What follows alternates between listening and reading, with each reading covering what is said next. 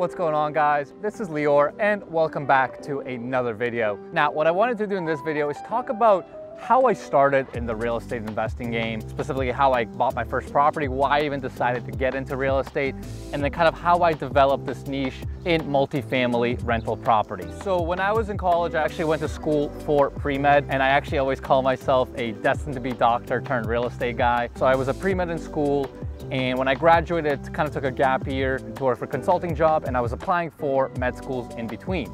And what ended up happening was in that period when I was doing my med school apps, I kind of wanted to explore some different investing strategies. I did some research into obviously stock and bond investing, but what I quickly realized was I probably was not going to be the next Warren Buffett, right? I was just not going to be able to figure out all the right strategies to, make millions and millions in stocks and bonds. So the next logical step that I thought about was real estate. And I didn't have anyone in my family do any real estate investing. I never did any sort of construction. If you ask my parents, they always told me I have two left hands. So what attracted me to real estate was the numbers, right? It was very logical. I could kind of calculate rents based on data. I could calculate values based on data.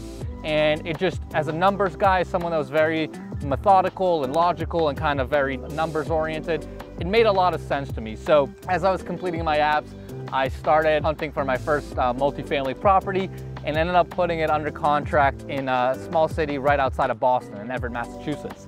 And as soon as I closed on that property, a couple of days later, I ended up withdrawing a couple of med school apps because I realized I did not want to do that. I was very excited about the whole prospect of multifamily. In real estate investing, I kind of saw all the benefits. I kind of saw the future pathway, if you will. So after I closed on that first property, I did actually explore a couple of other niches within real estate investing. My next projects were actually 2 condo developments in Boston. And I learned a ton, right? I mean, it was definitely very different than rental property investing. I had to manage contractors, vendors. It was a very intense timeline. We were on hard money loans, right? So very expensive interest rates. And I learned a lot about mechanics, how to manage larger projects. But ultimately, I saw a number of disadvantages, right? First of all, you sweat a year of work into this project and then you have to sell it off.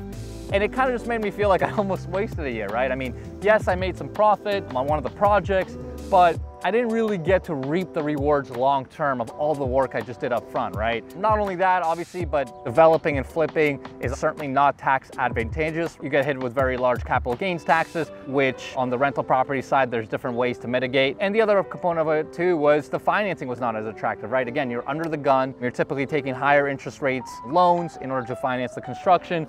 Whereas on the multifamily side, we can get much more attractive debt. It's fixed over 30 years, still can be commercial loans. Also, the debt on the construction side is certainly not as attractive on the rental property side, right? Because typically when you're taking on loans in the construction or flipping, they tend to be higher interest rate loans for shorter periods. Whereas on the rental property side, you can get nice, long, fixed term debt, even on the commercial side, which is of course really nice.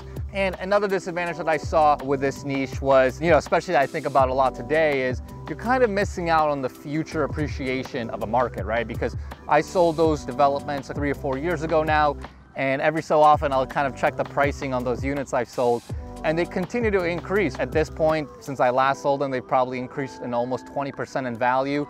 So you just don't get to really reap the rewards of the market and the asset that you spend so much time building and developing over the long run. So after I did those condo developments, I kind of reshifted my focus back specifically to multifamily rental property.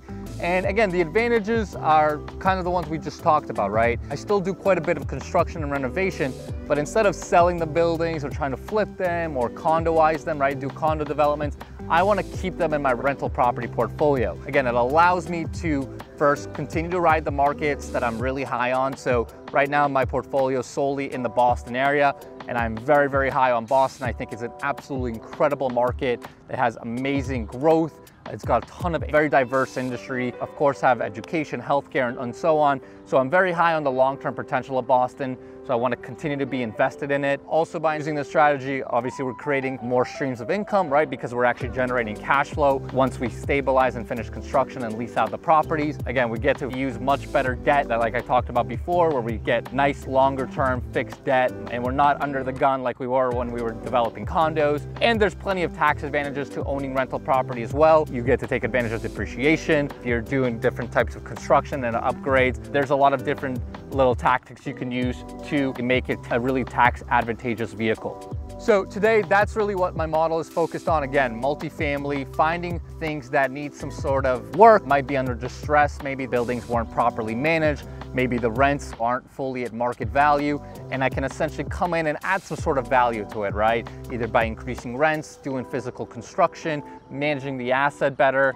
And that's how we were able to essentially reap rewards for both myself and my partners, as well as actually some of the private investors that work with us, right? Because a lot of the deals that we do today get funded by private investors within our network, and they get to reap a lot of the rewards that we experience as well, right? They get a lot of that appreciation that happens through the market, as well as the forced appreciation. They get to experience all the cash flow.